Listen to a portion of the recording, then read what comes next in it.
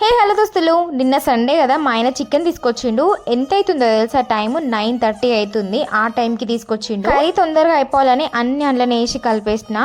ధనియాల పొడి మాత్రం అప్పటికప్పుడు వట్టి మరి ఇంకా ఏం వేసిన అంటే ఉప్పు, కారం, అల్లిగడ్డ, పసుపు, ఇంకా కొంచెం నూనె అన్నీ వేసి మంచిగా మిక్స్ చేసేసిన. ఇట్లా కలిపి పెట్టుకుంటే ముక్కకు కూడా మంచిగా కారం, ఉప్పు అనేది పడుతుంది. ఇట్లా కలిపి ఒక 5 నిమిషాలు పక్కకు పెట్టుకొని ఇంకొక కడాయి పెట్టేసి కింద మంట పెట్టేసి కొంచెం ఆయిల్ వేసి కొంచెం మసాలా టేస్ట్ కోసం సాజీర్ వేసిన. ఇంకేం వేయలేదు. దాంట్లో పచ్చిమిర్చి, ఉల్లిపాయలు కూడా వేసేసి మంచిగా వేగనీయాలన్నమాట. ఇట్లా వేసుకుంటే ఒక 10-15 నిమిషాల్లో మంచిగా రెడీ అయిపోతుంది కర్రీ. ఉల్లిపాయలు వేగిన తర్వాత చిటికెడు పసుపు వేసిన, ఎందుకంటే ఆల్రెడీ చికెన్ వేసిన కాబట్టి. ఇప్పుడు ఆ చికెన్ ని కూడా మంచిగా దాంట్లో వేసేసి మంచిగా ఫ్రై చేసుకోవాలి. వాటర్ కూడా పోయిన అవసరం లేదు, చికెన్ ల నుంచి మంచిగా వాటర్ ఊరుతుంది. ఇక పుదీనేసుడు మర్చిపోయినా అని చెప్పి మళ్ళీ పుదీనేసి పళ్ళ మూత పెట్టేసిన. ఎంత వాటర్ ఊరిందో మళ్ళీ నేను కొన్ని వాటర్ పోసిన గ్రేవీ కోసం. చికెన్ ఉడికేంత సేపు ఉడికించుకొని లాస్ట్ లో స్టవ్ ఆఫ్ చేసుకొని తినేయడమే. కొంచెం కొత్తిమీర వేసుకోండి ఉంటే.